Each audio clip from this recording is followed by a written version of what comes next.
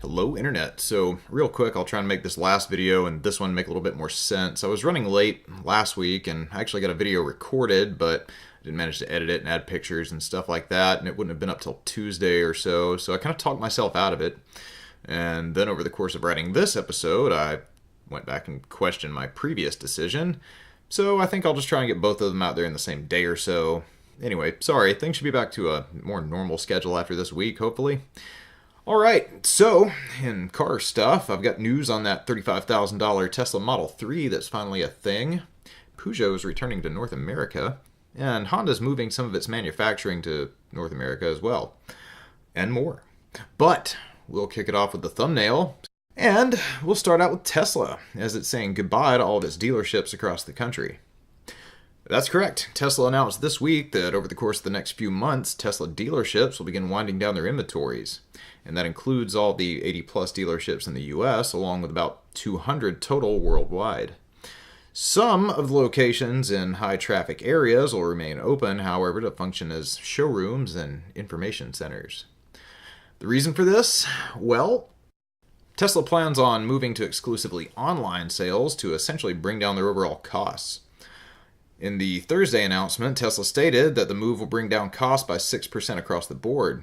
And that's on a scale of a multi-billion-dollar car manufacturer, so that's a pretty significant amount of money.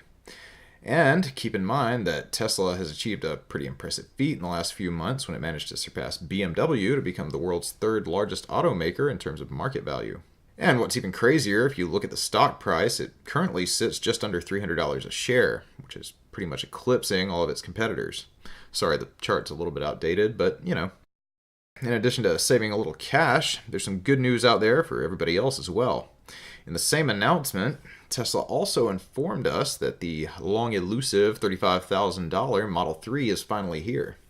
If you remember, in the middle of last year, Tesla got the price down to, I believe it was just under $38,000. But that still just wasn't what Musk promised me back in 2016. So, the new $35,000 standard Model 3 will come with a range of 220 miles, cloth seats, and it comes in black. Yes, that's the only color. Unless you want to pay more, but I don't know. I've always felt like black was probably the best standard car color anyway. Probably the most timeless. So, no complaints here. Though, it's still not too bad of a place to be, as you still get the large touchscreen with navigation, a tinted glass roof, and an abundance of USB ports, along with a top speed of 130 miles an hour. And if you're into that kind of thing, Autopilot will be available for $3,000 more, and the hardware for the currently unavailable self-driving package will run you about $5,000. In addition to the company's new pivot to online sales, they were also able to bring down the price by changing the battery.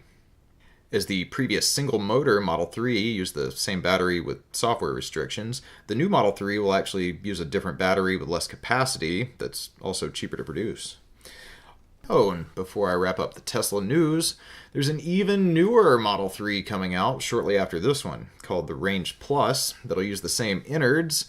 They'll start at $38,200, and as you may have guessed, will have an increased range of 240 miles and a top speed of 140 miles an hour. Also, you'll get the premium seats, a better stereo, and 2 phone docking stations. Oh, and LED fog lights.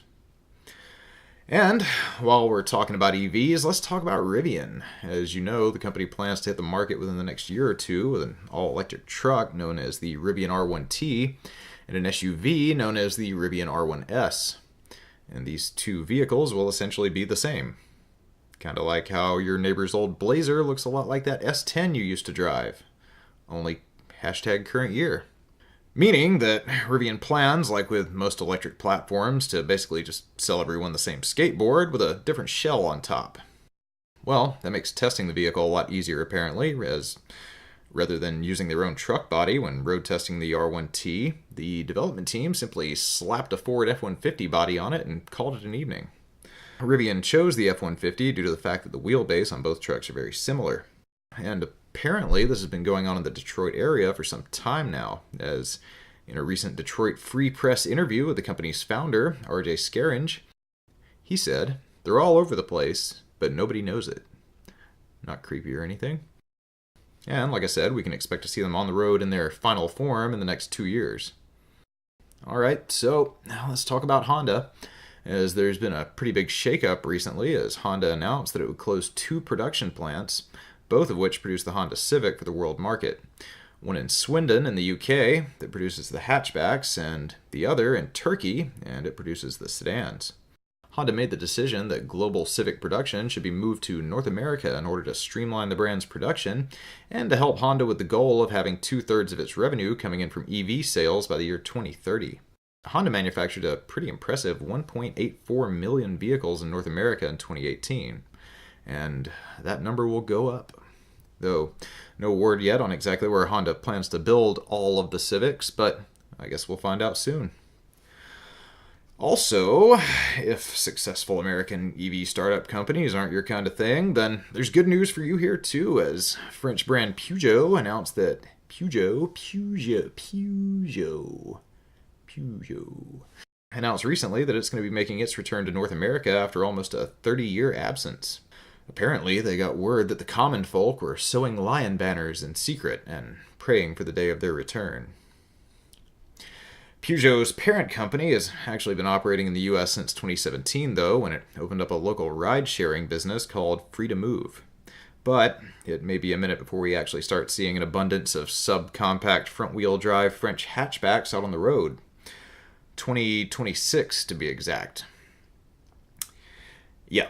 Anyway, Peugeot listed a couple of reasons for why that would be the case, and the main one is that they want to wait until they can update their next generation of vehicles to comply with the more stringent US regulations.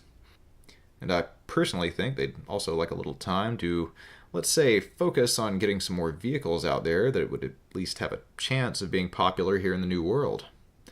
Just my take on it, though. And in what I promise will be the last EV story, the Chinese-owned quasi-Swedish brand Polestar just couldn't wait for the Geneva Motor Show to get started and came out on Wednesday and gave us our first look at the new Polestar 2. And here it is. Oh, and we got some numbers to go along with it too. We know that the all-new all-wheel drive EV crossover will ship out with a 78 kilowatt-hour battery and 2 electric motors, creating 408 horsepower and 275 miles of range. The car should start arriving in the US in the middle of next year, and the first year of production models will be launch editions. That'll mean that they'll be optioned up to a price of around $63,000, but don't worry, because if you're willing to wait until the middle of 2021 to get your hands on a Swedish-designed, Chinese-built crossover, the price should drop to a more reasonable $44,000 or so. And to wrap up this week, we've got a little bit of news from Subaru. Yes, they may only be Japan's 6th largest auto manufacturer, but this week they're number 1 in something, and that is the most vehicles ever recalled by a single car company at one time. This new recall affects vehicles made between 2008 and 2017, which translates to over 2.3 million vehicles worldwide, and is caused by an electrical issue involving the brake light switch that can lead to ignition problems. Okay. And just as a reminder that this is a separate massive recall from the one they had just a few months back that involved defective valve springs in Subaru's staple Boxer engine that affected some 400,000 cars worldwide. And that's going to do it for this week. Thanks to everyone for staying to the end of the video. I'm up to a whopping 50 subs and 9,000 views, which actually I don't think is too bad for a channel that got started in last September, I believe. But hey, what the hell do I know? Anyway, thanks again. I'm out.